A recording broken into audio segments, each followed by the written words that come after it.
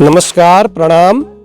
मैं इस वीडियो के माध्यम से आपका ध्यान एक बहुत ही संवेदनशील विषय पे ले जाना चाह रहा हूँ। आजकल पोखरी कर्णप्रयाग मोटर मार्ग पर चौड़ीकरण का कार्य चल रहा है और ठेकेदार ने पीडब्ल्यूडी विभाग ने की परमिशन से हुआ हो या जैसे भी हुआ हो, तो पोखरी से केवल 150 मीटर की दूरी पे पोखरी कर्णप्रयाग मोटर मार्ग पे एक घना बांज का जंगल है, जिसको जो कम्युनल फॉरेस्ट है, वन पंचायत की भूमि है। इस पे इन्होंने डंपिंग जोन बनाया है। तो अनायास 10वीं बार मैं इधर उधर जाता हूँ तो मैंने वहाँ पे देखा। हमने उनको रोका भी कि आप इस तरह का काम ना करें, और गांव देवस्थान के सारे ग्रामीण एसडीएम को भी मिले, लेकिन बावजूद इन लोगों ने यहाँ पे बांध के जंगल, घने जंगल के बीच में डंपिंग जोन बनाया। तो क्या ये ऐसे नॉर्म्स के आधार पे ठीक है? क्या ये उचित है? तो यही वेदना जो इसमें है, और पहाड़ों में जहाँ जहाँ भी इस तरह से हो रहा है, उसको बहुत संवेदनशील है पहाड़, और यहाँ जंगल तैयार करना इतना आसान नहीं है। लोगों ने बहुत मेहनत से इन जंगलों को बनाया है। तो इन जंगलों को इस तरह से बर्बाद किया जाना विकास के नाम पे, क्या इसका कोई विकल्प नहीं ढूंढा जाना चाहिए?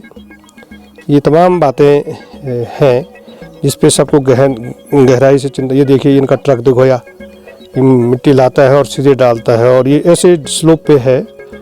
नीचे गांव की खेत हैं, गोदी गांव की, और उससे नीचे एक गांव है, धौड़ा गांव। तो ये कभी आपदा आएगी तो पूरे बहुत दूर तक ये आपदा आएगी, और सामने सामने तो आपदा आ गई है। इसने सैकड़ों पेड़ों को दफन कर दिया है। तो विकास, इस तरह का विकास न हो। 28 किलोमीटर की सड़क है ये, और इस पर कई जगह डंपिंग जोन तय हुए होंगे। तो उन डंपिंग जोनों में मिट्टी डालने की बजाय आप जंगल में, बांज के जंगल में, वो भी बांज तो बहुत सेंसिटिव होता है, उस पर आप इस तरह से डंपिंग जोन बना रहे हैं। तो ये बहुत चिंताजनक है, और इस चीज़ की ओर मैं आपका ध्यान आकर्षित करना चाहता हूँ, प्रशासन का ध्यान आकर्षित करना चाहता हूँ, फॉरेस्ट डिपार्टमेंट का ध्यान आकर्षित करना चाहता हूँ। और इसी जंगल में, ये पोखरी के मुहाने पर ही, इसी जंगल में एक कूड़े का डंपिंग जोन भी बना हुआ है। वो भी ऐसे ही बना हुआ है। वो भी बांध के जंगल के अंदर सीधे कूड़ा फेंका गया, और बाद में उसको आग लगाई गई, और बार बार ही देखो आग लगी हुई अभी भी। तो यहाँ पे भी दर्जनों पेड़ यहाँ पे खत्म हुए हैं। नगर पंचायत पोखरी का यहाँ पे कूड़ा निस्तारण की व्यवस्था है भैया। देखो, आग लगे हुए पूरे कूड़े में, और बांध के जंगलों के बीच में ही 10 वीडियो मैंने इसके डाल दिए। कोई इसका संज्ञान नहीं ले, 10 वीडियो डाल दिए।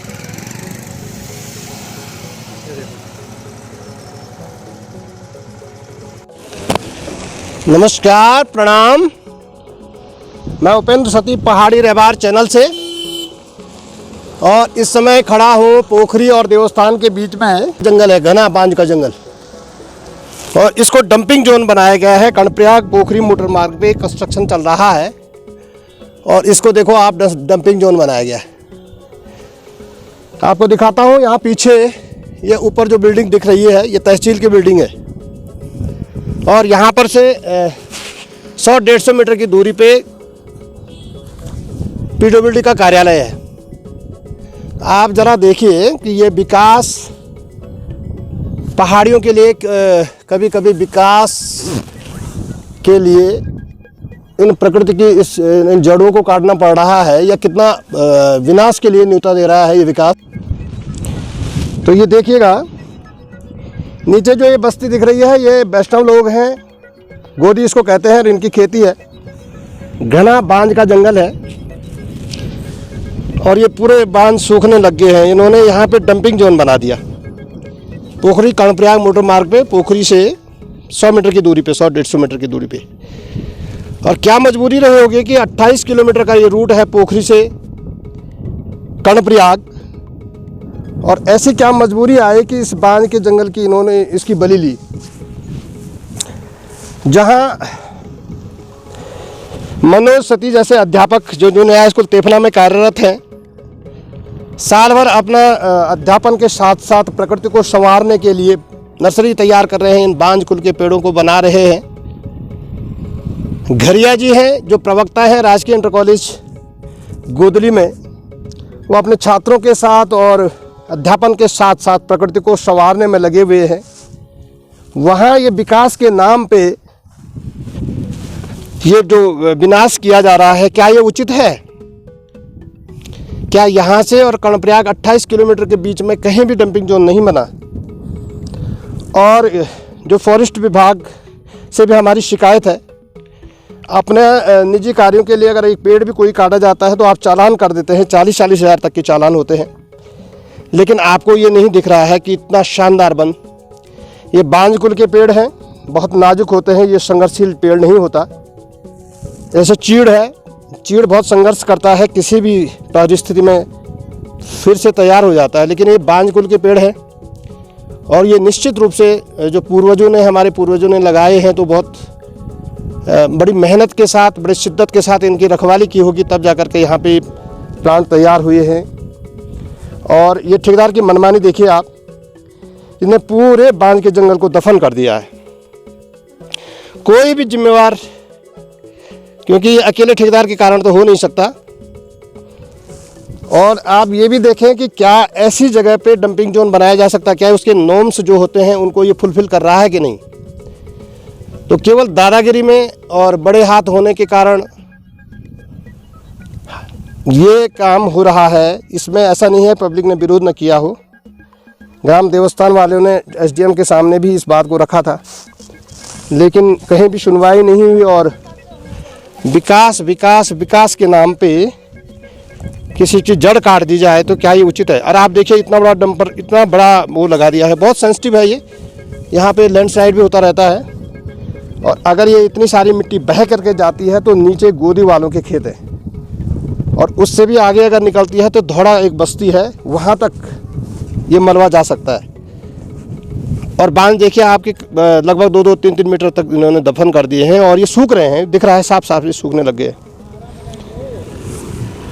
तो इस वीडियो को शेयर करें, लाइक करें और इसको इतना मदद करें कि ये जो पहाड़ हैं, पहाड़ों में जो हम लोग रह रहे हैं, तो कई तरह के दंश हम पहले से ही झेल रहे हैं। और जो विकास के नाम पे ये दंश दिए जा रहे हैं, इनको रोका जाना चाहिए। विकास भी होना चाहिए, सड़कें भी बननी चाहिए, लेकिन जो कायदे कानून है उसके तहत ही ऐसा ये डंपिंग जोन बनाए जाए, ऐसा न किया जाए। हम किसी को आरोपित भी नहीं कर रहे हैं, लेकिन ये कुछ न कुछ तो गड़बड़ है, क्योंकि यहाँ पे इतना तो हम समझते हैं कि डंपिंग जोन तो घोषित नहीं हो सकता है, नहीं बन सकता है, क्योंकि इतने बांध के जंगलों के बीच में कौन ऐसे परमिशन दे सकता है कि ये डंपिंग जोन बन जाए। तो ये जहाँ भी है तो ये मिली भगत से और मौन स्वीकृति से हो रहा है, इसको रोका जाना चाहिए भाई। ये बहुत बड़ा दंश है और बहुत बड़ी बड़ी प्राकृतिक आपदाएं इसी कारण से आ रही है। जोशीमठ का आप सुन ही रहे होंगे कि पूरा शहर धंस रहा है, और इसी तरह की फिर से हम एक गलती करके और पोखरी में अगर इस तरह की आपदा के लिए ये कारण बनता है तो बहुत चिंतनीय है। मैं सबसे निवेदन करता हूँ, प्रशासन से निवेदन करता हूँ, मैं एक अध्यापक हूँ भाई, और 10वीं बार यहाँ से आगे पीछे जा रहा हूँ, इस रास्ते से जा रहा हूँ, कैसे चुप रह सकता हूँ? तो ये ब्लॉग बनाने का मकसद ये है कि आप ये ऐसे आँख मूंद करके इस तरह का विकास, और ये पोखरी से मुहाने पर ही इसको आपने ऐसा कर दिया है, जबकि यहाँ से कर्णप्रयाग 28 किलोमीटर की सड़क है। तो 28 किलोमीटर में कई ऐसे जोन होंगे जिनको कि डंपिंग जोन बनाया जा सकता है। तो या तो आप फॉरेस्ट से क्लियरेंस नहीं ले रहे हैं, या आप क्या कर रहे हैं, ये तो समझ से परे है।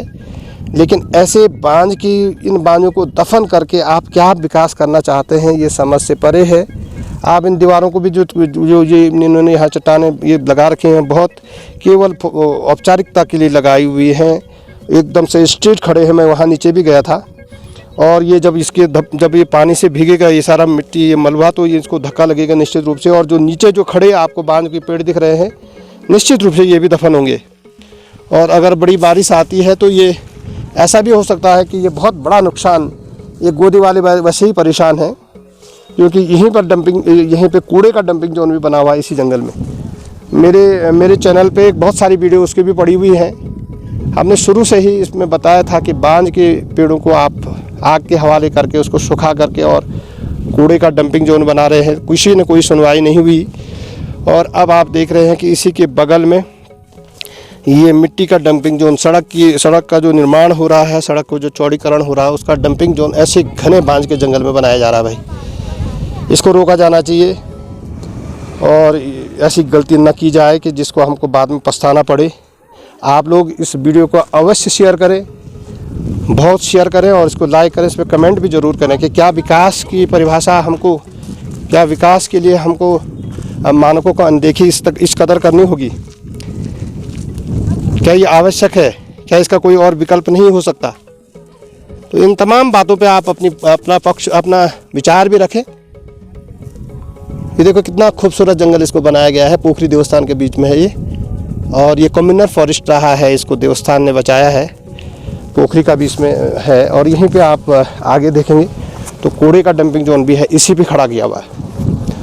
तो ये गलत है और इसको रोका जाना चाहिए भाई।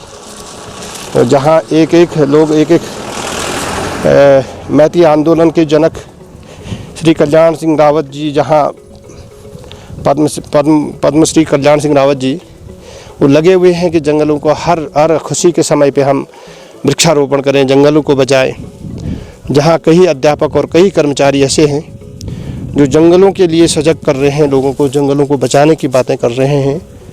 और कई सारे अध्यापक हैं, मैं अध्यापक हूँ तो मैं कई अध्यापकों को जानता हूँ जो पूरे अपना जितना भी अवकाश का टाइम होता है उसमें केवल और केवल इसी मनोज सती हैं, तिफना जूनियर हाई स्कूल में दंगासों के रहने वाले हैं। वो क्या क्या काम कर रहे हैं पर्यावरण के लिए, उसको भी मैं उनका भी एक शॉट इसमें डाल रहा हूँ।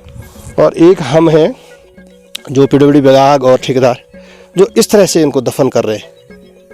फॉरेस्ट वालों को भी संज्ञान लेना चाहिए। मैं विनम्र निवेदन करता हूँ डीएफओ महोदय से और रेंजर साहब से, सभी लोगों से, आपसे, कि आप देखिए भाई इस तरह से पहाड़ों को इतना कमज़ोर न करें। और पहाड़ों में जो ये बांझ के जंगल जो डेवलप किए गए हैं, जो अपने आप नहीं हुए हैं, लोगों ने इनको बनाया है, इनको आप उजाड़ करके विकास के नाम पे इस तरह के डंपिंग जोन बनाने से इसको रोके। ये है भाई डंपिंग जोन।